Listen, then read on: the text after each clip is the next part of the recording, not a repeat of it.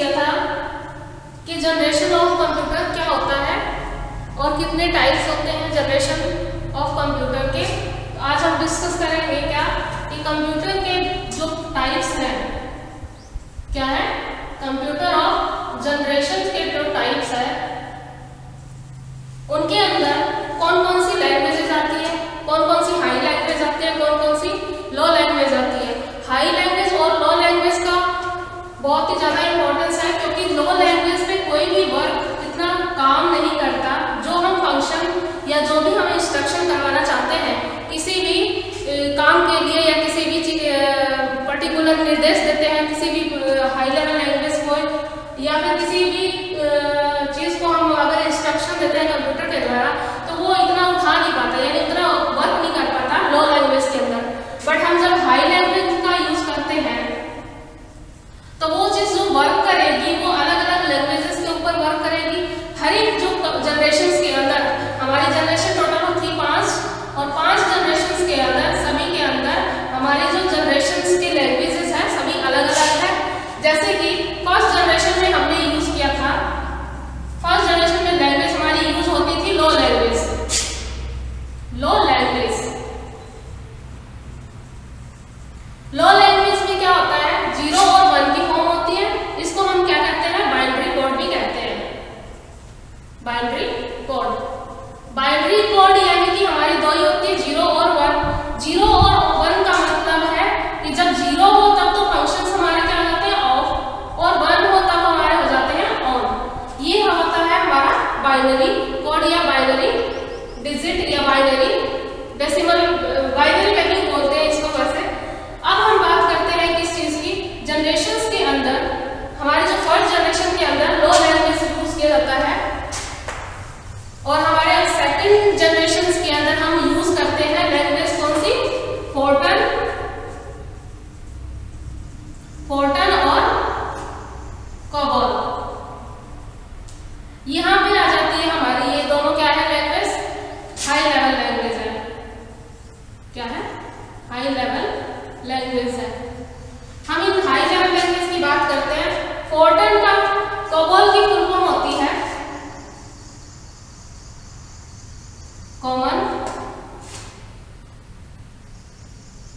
Common oriented, common business oriented machine या machine या language machine भी होती है जिसको हम C++ कहते हैं। इसको कॉमन ओरिएंटेड लैंग्वेज भी बोलते हैं। और ये C++ लैंग्वेज है जो थर्ड जनरेशन के अंदर आएगी हमारी। ये आती है हमारी किसके अंदर, सेकंड जनरेशन के अंदर। ये लैंग्वेज आती है हमारी सेकंड जनरेशन के अंदर, ये हाई लेवल लैंग्वेज होती है। ठीक है, अब हम बात करते हैं ये फुल फॉर्म कॉमन लैंग्वेज की आती है, एग्जाम के अंदर पूछे जाते हैं कि कॉमन की फुल फॉर्म क्या है। अब थर्ड जनरेशन के अंदर हमारी आती है, थर्ड जनरेशन के अंदर आती है हमारी क्या, फोर्टन आती है। फोर्टन फोर्थ आएगी, ठीक है, फोर्टन फोर्थ। और दूसरी आती है बेसिक, ठीक है। बेसिक की फुल फॉर्म होती है बिजनेस और पर्पस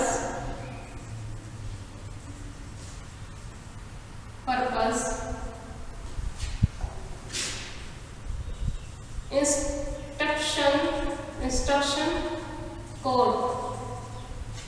बेसिक और पर्पस इंस्ट्रक्शन कोड होती है जो हमारी थर्ड लैंग्वेज के अंदर यूज की जाती है। अब आती है हमारी कंप्यूटर की लैंग्वेज भाषा जो फोर्थ के अंदर यूज की जाती है, फोर्थ जनरेशन के अंदर यूज की जाती है। वो होती है C++, जावा,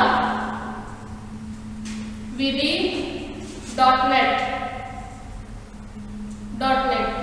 ये जो लैंग्वेज है, ये जो पर्टिकुलर एक लैंग्वेज है, C क्या है, मदर लैंग्वेज की मदर है। ये मदर ऑफ C जो है हमारी क्या है, सभी लैंग्वेज को जन्म देने वाली होती है, जिनके द्वारा क्या है कि ये हमारा बेसिक पार्ट है। C लैंग्वेज, C से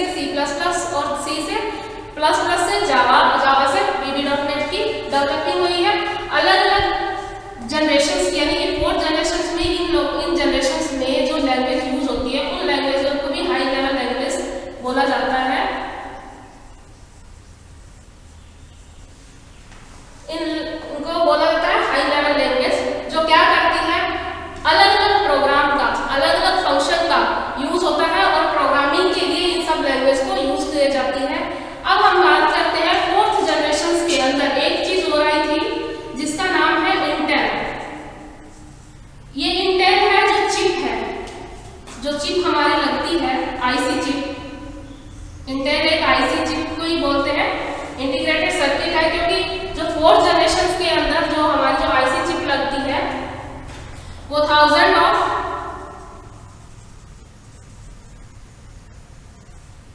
बहुत सारी चिपों को बहुत सारी जो ट्रांजिस्टर या वो सब है ट्रांजिस्टर है उन सबको मिला करके एक चिप बनाई गई है, सिंगल चिप, जिसको हम क्या कहते हैं इंटीग्रेटेड सर्किट चिप, जो सिलिकॉन की बनी होती है। और अब जो चिप है ये बनी थी इंटेल चिप, ये एग्जाम में पूछा जाता है इंटेल 404। इंटेल चिप की बात करते हैं हम।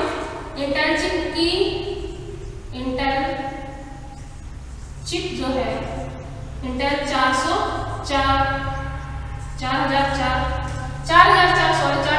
है, जो क्या करता है ये डेवलप हुआ था 1971 में। ये पेपर में पूछा जाता है कि 1971 में इंटेल 4004 कौन से ईयर में डेवलप हुआ था, ये क्वेश्चन पेपर में पूछा जाता है। तो आप लिख सकते हैं कि हमारा जो है वो 71 में हुआ था। और इस इंटेल चिप को डेवलप करने के लिए कौन सी कंपनी थी? IBM। IBM की फुल फॉर्म होती है इंटरनेशनल बिजनेस मशीन। ठीक है, अब हम बात करते हैं किसकी? फिफ्थ जनरेशन की। अब हम आ जाते हैं फिफ्थ जनरेशन में। फिफ्थ जनरेशन क्या होता है? फिफ्थ जनरेशन के अंदर हमारे जो आज की जो टेक्निक चल रही है, जैसे कि लैपटॉप, कंप्यूटर, माइक्रोफोन या फिर छोटे छोटे जितने भी एंड्रॉइड फोन्स हैं वो सारे क्या आते हैं फिफ्थ जनरेशन के अंदर हमारी आती है। जब हम फिफ्थ जनरेशन के अंदर आते हैं तो बहुत सारे फंक्शंस यूज होते हैं, बहुत सारे पार्ट्स यूज होते हैं कंप्यूटर्स के, और उन सब चीज़ों को यूज करके हमारा जो जनरेशन है वो फिफ्थ जनरेशन अभी तक भी चल रहा है, कंटिन्यूस चल रहा है। अब हम बात करते हैं क्या कि जब हम कंप्यूटर की क्लासिफिकेशन करी थी, क्लासिफिकेशन ऑफ कंप्यूटर,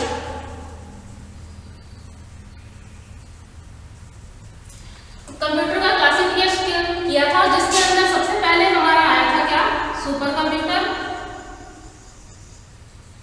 अब यूज कहाँ होता है इस सुपर कंप्यूटर का? जब हमारे क्या है सुपर कंप्यूटर हमारा खुद का भी बना हुआ है, इंडिया का बना हुआ है, जो जिसका नाम है परम। हमारा सुपर कंप्यूटर परम, PARAM, परम, ये हमारा इंडिया का सुपर कंप्यूटर है, जो हमारे पेपर में पूछा जाता है आपके एग्जाम में कि परम जो है वो कौन सा कहाँ का सुपर कंप्यूटर है, तो हमारा कहाँ का है? भारत का। ठीक है, और IBM जो है, IBM के जो है वो अमेरिका का है। ठीक है, और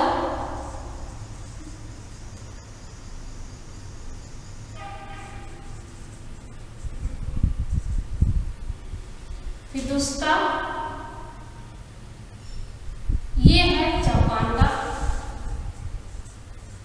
जापान का ये 3 कंप्यूटर है, जो इंडिया में बना है वो परम है, और IBM के है जो अमेरिका में बना है, और ये फिदुस्ता है जो जापान में बना है। और अब हम बात करते हैं परम कंप्यूटर का यूज कहाँ होता है। बहुत सारे वैज्ञानिक यानी कि बहुत सारे वैज्ञानिक जो है वो क्या करते हैं, बहुत ज़्यादा मात्रा में हमारे जो एनवायरनमेंट के अंदर भूकंप आना या मौसम की जानकारी का पता करना या दाब, कहीं पे आंधी आना, कहीं पे तूफान आना, इन सब की जानकारी के लिए हमें किस कंप्यूटर की जरूरत पड़ती है? सुपर कंप्यूटर की जरूरत पड़ती है। यानी कि जब हमारी मौसम की भविष्यवाणी जो पहले से हम पता करते हैं कि आज इस जगह पे या आंधी आनी है या इस जगह पे तूफान आने वाला है, तो वो सब सारा हमारा जो पता करता है वो कंप्यूटर, सुपर कंप्यूटर से हमें उस चीज़ का पता चलता है। और भूकंप की जानकारी के लिए यूज करते हैं, और कम्युनिकेशन के लिए भी यूज करते थे, सूचना के संचार में। ठीक है, अब हम बात करते हैं कि इसका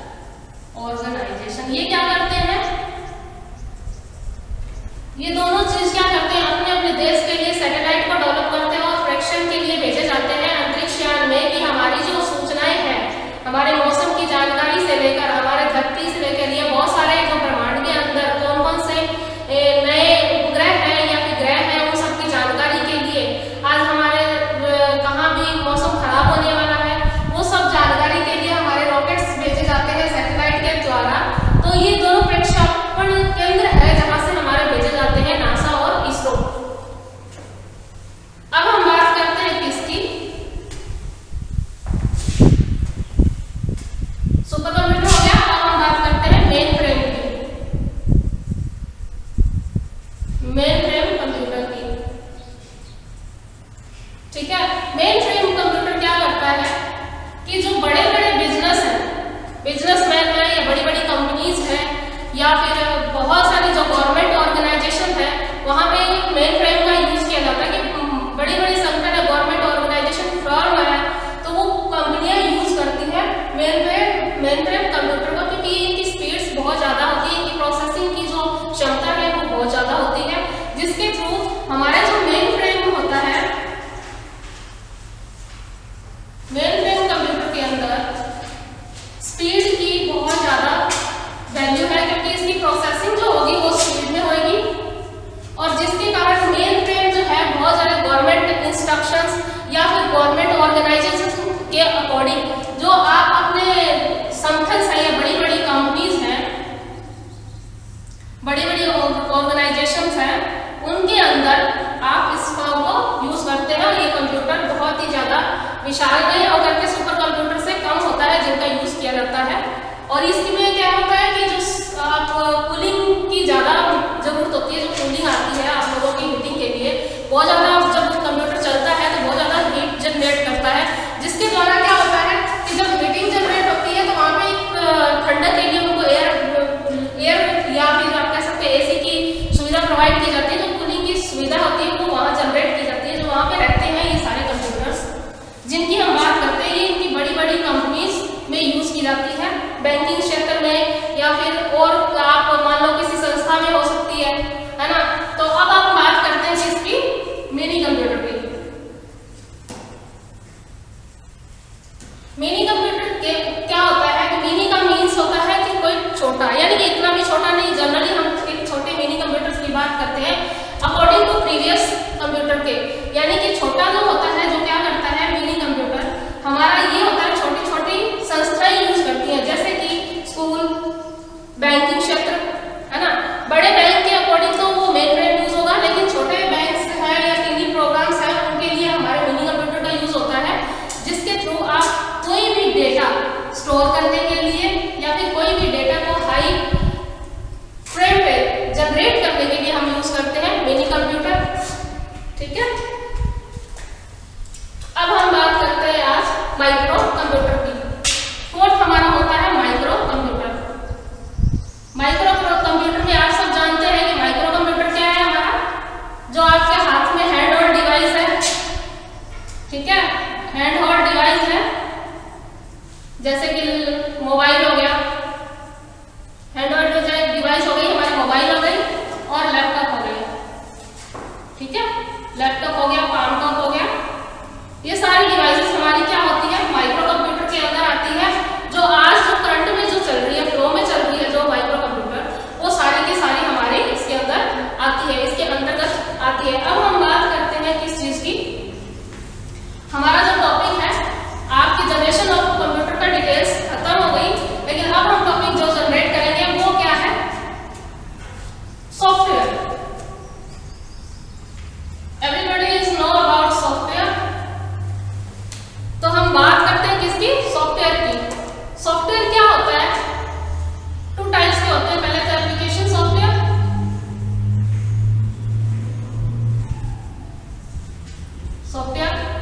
दूसरा होता है ऑपरेटिंग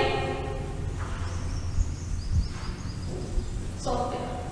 ठीक है, एप्लीकेशन सॉफ्टवेयर और ऑपरेटिंग सॉफ्टवेयर के अंदर बहुत सारा डिफरेंट है।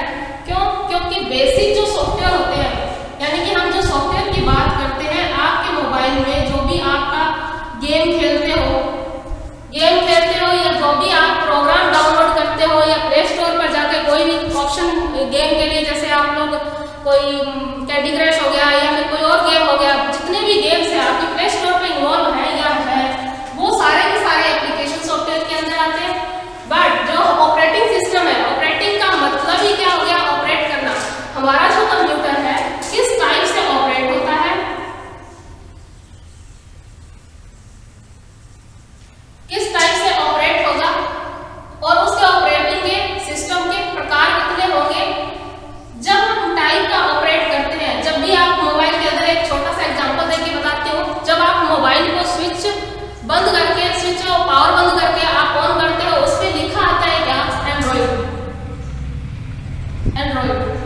ठीक है। एंड्रॉइड क्या है, आपका ना तो मोबाइल है, क्योंकि मोबाइल तो कंपनी बनाती है ना, सैमसंग की या फिर गैलेक्सी की या फिर ओप्पो की, ये कंपनीज है। बट एंड्रॉइड क्या है, हमारा एक ऑपरेटिंग सिस्टम है जो ऑपरेट करता है हमारे सिस्टम को, हमारे कंप्यूटर को, ठीक है। अब हम बात करते हैं ऑपरेटिंग सिस्टम की। ऑपरेटिंग सिस्टम हमारा क्या होता है कि बहुत सारे फंक्शंस यूज होते हैं, लाइनक्स, यूनिक्स, ठीक है। ये प्लेटफॉर्म जो है ये हम अपने डेस्कटॉप या लैपटॉप के अंदर यूज कर सकते हैं। अलग अलग वर्जन होते हैं। विंडो ऑपरेटिंग सिस्टम होता है जो जनरली हमारे लैपटॉप के अंदर इन्वॉल्व होता है, हम हमेशा यूज करते हैं विंडो ऑपरेटिंग सिस्टम। यूनिक्स और लाइनक्स जो है बहुत कम यूज किया जाता है, बट ये बेनिफिट है, ये अच्छा भी है दोनों के दोनों, लेकिन जनरली हम आमतौर पर हमारे विंडो यूज की जाती है। यूनिक्स जो होती है या लाइनक्स होती है, इन दोनों को यूज करते हैं तो इसमें क्या होती है, हमारे जो एरर की प्रॉब्लम होती है या फिर वायरस जाने की प्रॉब्लम होती है, जब हम नेट से कोई भी चीज डाउनलोड करते हैं तो हमारे जो वायरस होते हैं, डाउनलोड करते हैं बहुत सारी क्लिकिंग हो जाती है तो वायरस एंटर हो जाते हैं थ्रू द कंप्यूटर।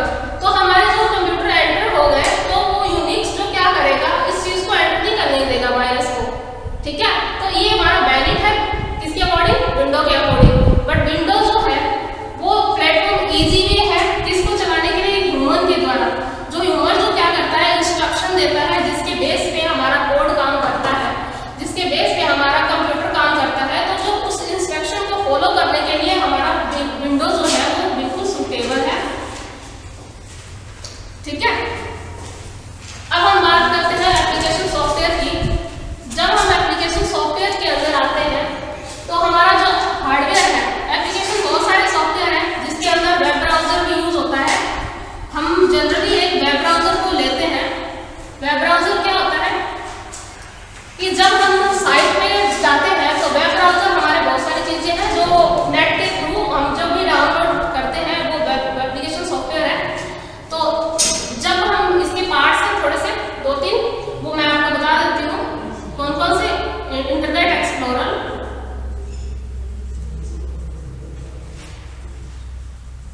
ये वेब ब्राउजर है।